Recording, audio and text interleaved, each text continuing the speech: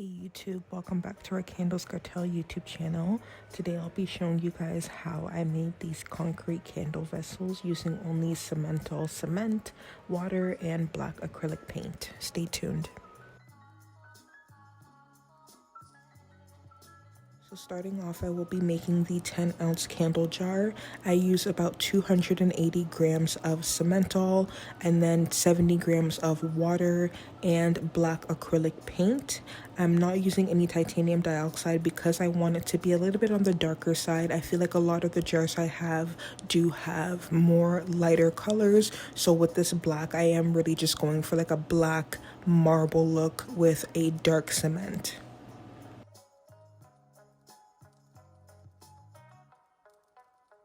So here I'm just measuring out my water. So like I stated, 70 grams of water is what I use. If you are making jars on your own, please definitely make sure that you test out different water levels to see what works for you in your jars. This is just where I feel comfortable. I do like my paste to be a little bit more on a smooth, watery side. I like no chunks, no lumps in my mix, just to make sure that I am getting a smooth finish.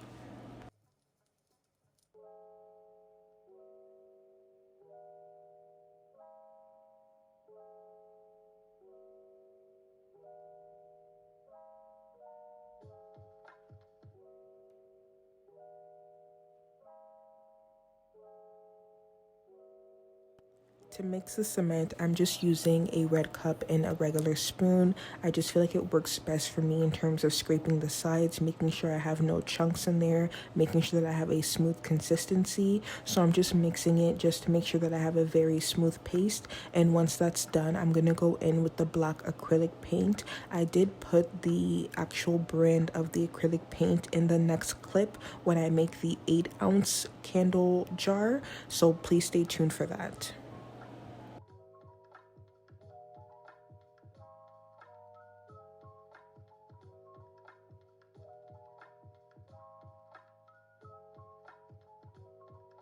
When I'm pouring and I feel like I can no longer see the paint, I do go back in with a little bit of paint, just making sure I'm not overloading it because I do want to make sure that I'm getting a good, smooth, consistent concrete base all around with paint just on the surface. So I do just make sure that I add a few droplets just to make sure that I'm getting that marble effect all over the jar. And it really doesn't matter how you put your paint in your cement, as long as you're kind of spreading it out and then you pour it in your jar. The marble look will never be consistent on every jar. It'll always be unique, which is what I love so much about using acrylic in my cement. Once I have all of my cement in my mold, I'm going to go ahead and start tapping the sides to make sure that I'm getting rid of any air bubbles. My camera did cut off at the end there, but I did add a little bit more cement at the top just to fill up the jar. And I did go ahead and tap it all off to make sure that I had no air bubbles. Jumping right into the 8-ounce candle jars, I will be using 260 grams of cement, 50 grams of water, and black acrylic paint, which I will be showing you the brand very shortly. I believe it's Amsterdam series, but I will be showing it on screen very shortly.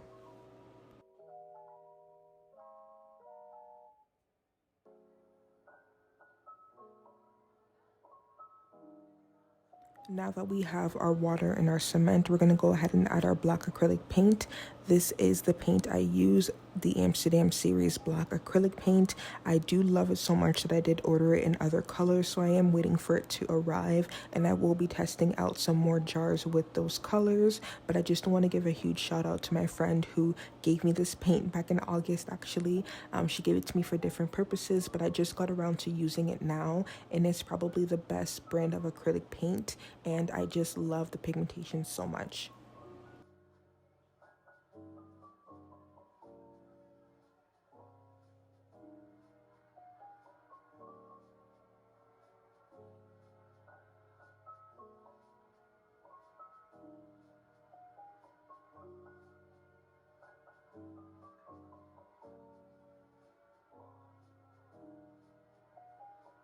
Once again, I did just make sure to really mix out the consistency of the paste to make sure that I had no extra lumps in there, that all the cement was properly mixed up. What happened here, and the reason why I actually clipped this video second, is because I thought for some reason the paste was too thin, so I went ahead and added a little bit more cement. As you guys can see, I just did here, but that actually made the paste a little bit too thick. So when I added the paint, like I said in my previous video, the paint does thicken up the paste even more, so it was just setting as I was getting it into the jar. So you will see me doing a lot of cleanup here, and this is basically just learn from my mistakes if you are making your own concrete candle jars. But I am still showing here how to salvage the actual candle mold. Even if you do end up making some mistakes along the way, don't panic, it's definitely still salvageable. I just went in and I scooped out any of the overflowing cement. I make sure that I used my spoon, as well as the same tool that I used to put the paint in. I actually used it to suck some cement out to make sure that my jar was not too overflowing. I made sure to go in with clean paper towel as well to make sure that I cleaned up any overflowing or overspilling cement, and it actually turned out pretty cute in the end. So I promise that the process and the outcome are two completely different things. The outcome definitely looks a lot better than the process. So yeah, so I just added a little bit more acrylic paint at the top just to make sure that I had, I guess, some marble all over the jar. But you guys will just see me here doing the cleanup as I mentioned earlier, scooping out any overflowing cement, cleaning off the sides, tapping it to make sure that I have no air bubbles. I will actually bring the camera a little bit closer just so you guys can fully see what I'm doing, but that's basically it. I made a mistake here, but I still went through with it, and the jar still ended up turning out really well.